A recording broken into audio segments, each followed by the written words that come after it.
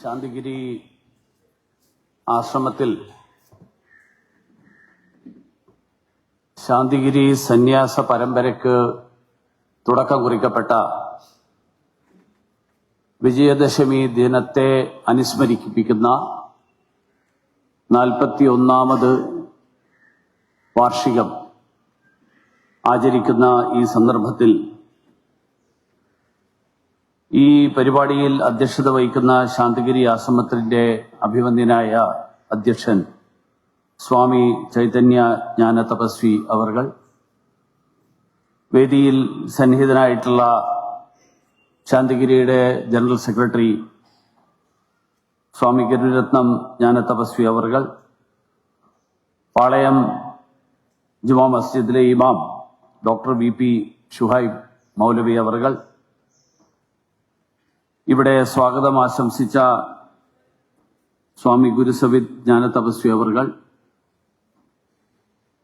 ആദരിക്കപ്പെടുന്ന PC Rajeev, ആശംസകൾ നേരുന്ന Shri Kuthirakulam Jayan, Shri M Balamurali, doctor Shiju Khan, Shrimati Rani Mohandas, Shri Anil Cherthala, Shrimati Saheerath Beevi, Shri Sabeer Thirumala, advocate JS Akhil, Brahmachari Vivek, Shri MP Pramod, Shrimati Vijayakumari P, Shri Kumar J Nair, Shri Vishwambharan R, Kumari Dharmaja KM, doctor Janani Ramyaprabha Jnana Thapaswini, മറ്റ് വേദിയിലും സദസ്സിലുമുള്ള ബഹുമാന്യരെ, സുഹൃത്തുക്കളെ, സഹോദരി സഹോദരന്മാരെ, എല്ലാവർക്കും നമസ്കാരം.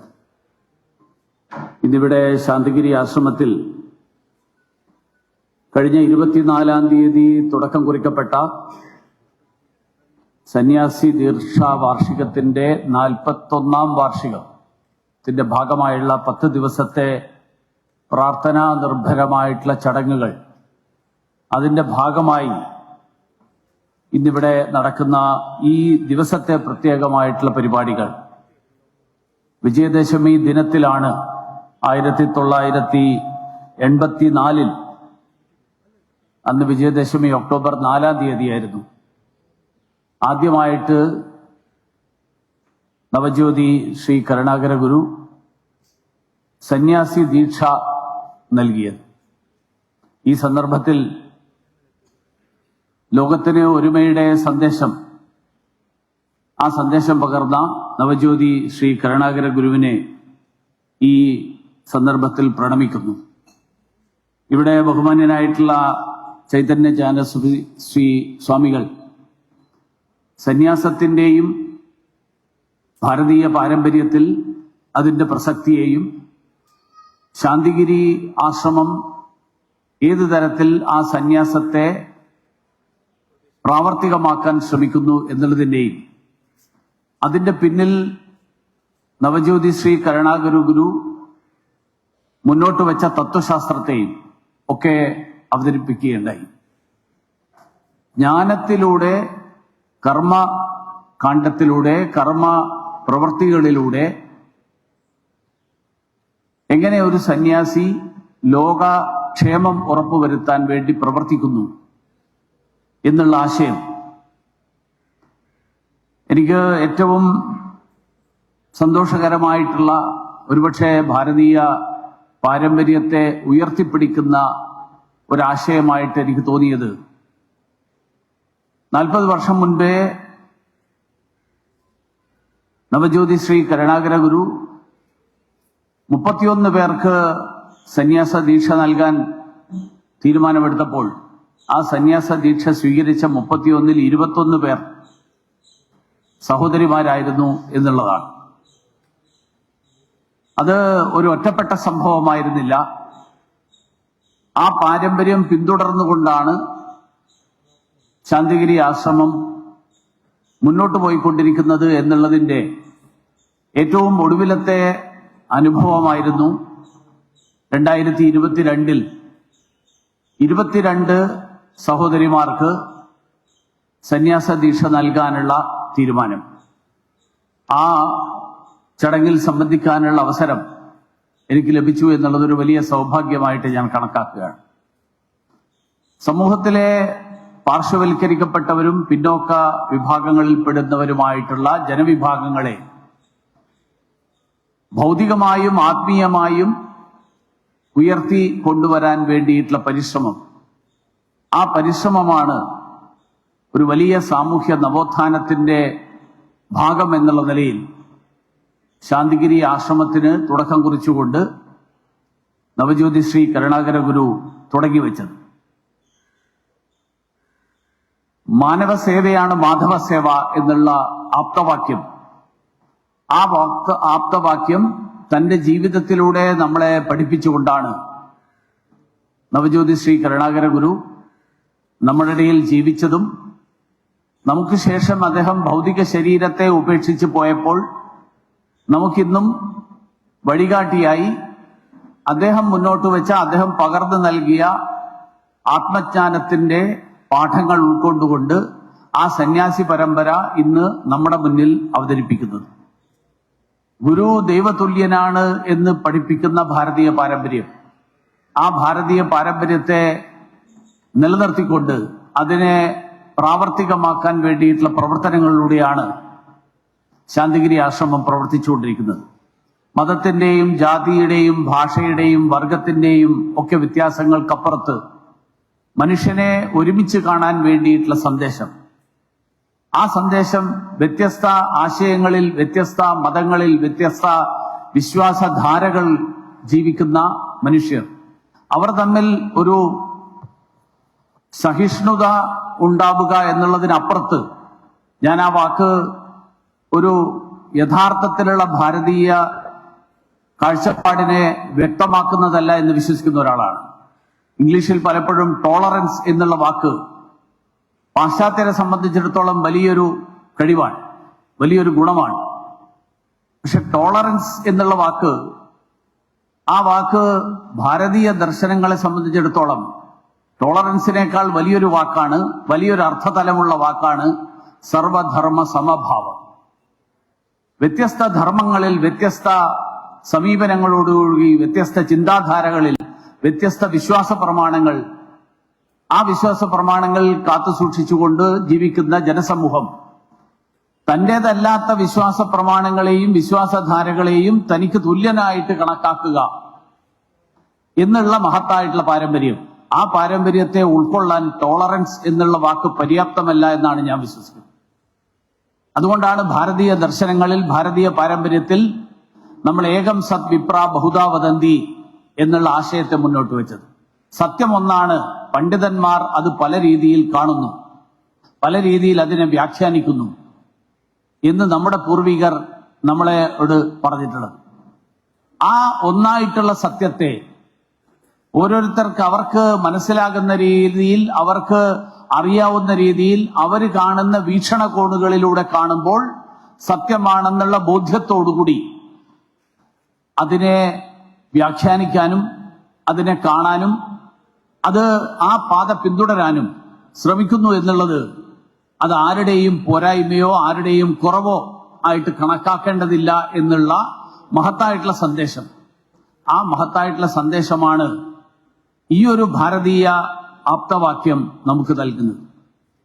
അങ്ങനെയുള്ള ഒരു സമ്പൂർണമായിട്ടുള്ള ജീവിത ദർശനം, ആ സമ്പൂർണമായിട്ടുള്ള ജീവിത ദർശനത്തിന്റെ ഭാഗം എന്നുള്ള നിലയിൽ ഭാരതീയ ചിന്താ പദ്ധതിയിൽ, ഭാരതീയ ജീവിത പദ്ധതിയിൽ, ആ ജീവിത പദ്ധതിയിലെ ഓരോ മനുഷ്യനും കടന്നു പോകേണ്ട 4 ഘട്ടങ്ങൾ, ആ 4 ഘട്ടങ്ങൾ നമ്മുടെ പൂർവികർ, നമ്മുടെ ഋഷിമാർ, നമ്മുടെ ഗുരുക്കന്മാർ അവർ വിശകലനം ചെയ്ത് അത് നമ്മുടെ മുന്നിൽ അവതരിപ്പിച്ചിട്ടുണ്ട്.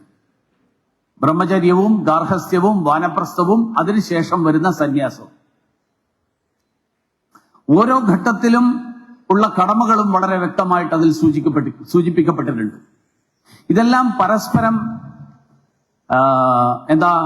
പരസ്പര പൂരകമായിട്ടുള്ളതാണ്. ഒന്ന് മറ്റൊന്നിനേക്കാൾ വലുതാണെന്നോ ഒന്ന് മറ്റൊന്നിനേക്കാൾ ചെറുതാണെന്നോ അതിനെ വിലയിരുത്താൻ കഴിയും എന്നെനിക്ക് തോന്നുന്നില്ല. പലപ്പോഴും പണ്ഡിതന്മാരായിട്ടുള്ള ആളുകൾ പറഞ്ഞിട്ടുള്ളത് ഗാർഹസ്ഥ്യമാണ് ഇതിൽ ഏറ്റവും ഏറ്റവും നിർണായകമായിട്ടുള്ള ആശ്രമം എന്നുള്ളതാണ്. കാരണം ഗൃഹസ്ഥാശ്രമിയാണ് മറ്റു 3 ആശ്രമങ്ങളെയും നിലനിൽക്കാൻ സഹായിക്കുന്നത്.